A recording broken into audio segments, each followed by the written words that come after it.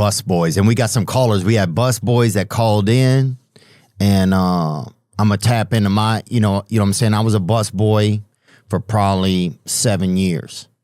I busboyed a couple of places, a couple times. I worked with a couple sisters one time over there at the first Mexican restaurant in our area, and these two girls named April and May.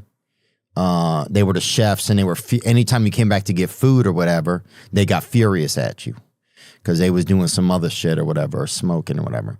And so, yeah, you'd have to go out to the tables, and the shit was late and shit like that, and people left or whatever. Anyway, they invited me to their house one day to party, asked me to bring some beer.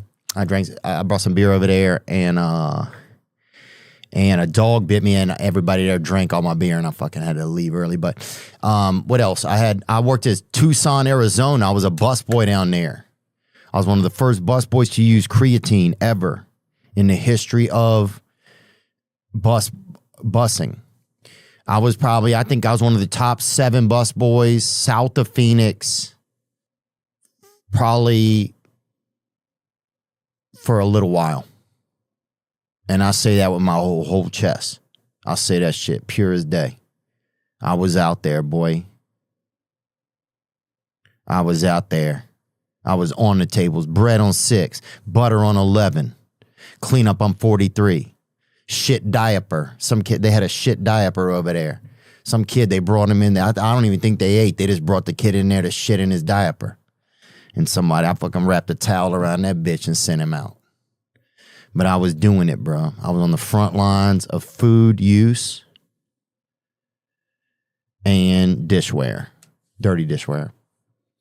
I was on the front lines of that shit, so I know the trenches. I know what it's like to go back there and have to look at the dishwasher, and you bring one more tub, and you love that motherfucker because he's in the heat, bro. The steam coming off that fucking the water hose spigot thing, he's blasting, bro. That motherfucker got shit hanging off his eyebrows and shit. He got pieces of fucking damp tortilla hanging out of his eyelashes, and that bitch is still back there blasting them bitches. Getting the platos limpio.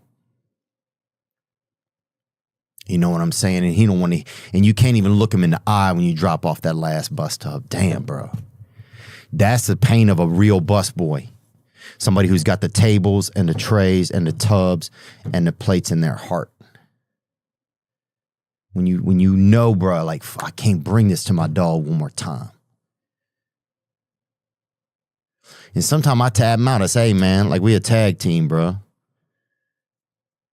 You know? It's like the World Washing Federation, bro.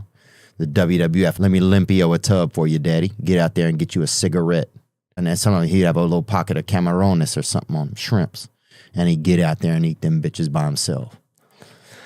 Just to rebuild his conscience and stuff so he could get back.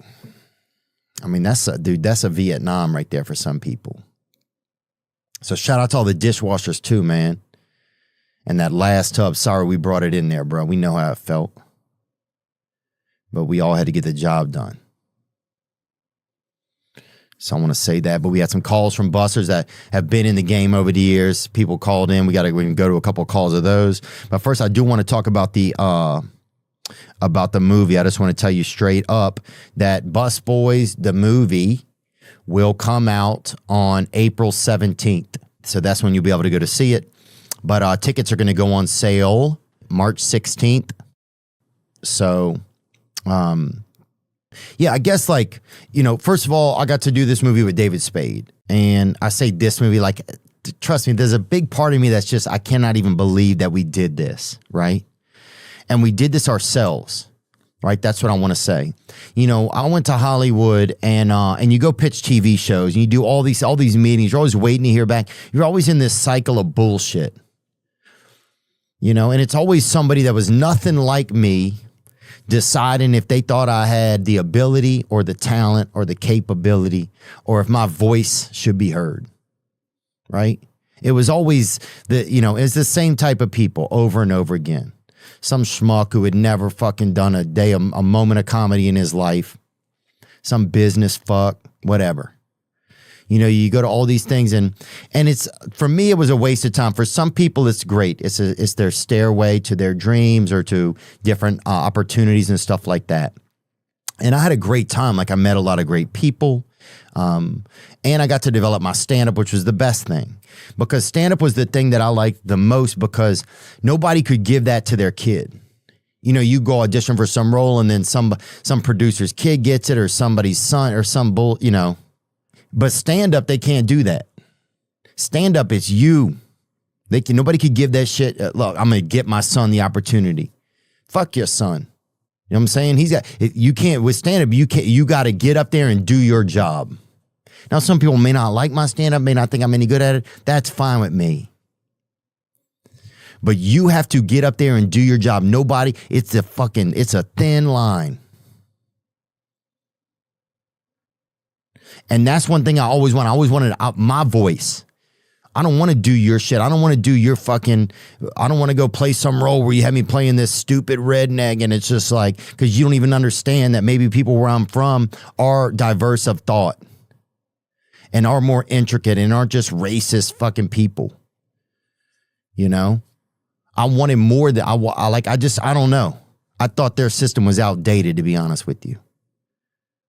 And though there's always these articles, Hollywood, it's accepting everybody. That shit, it's not. It's not.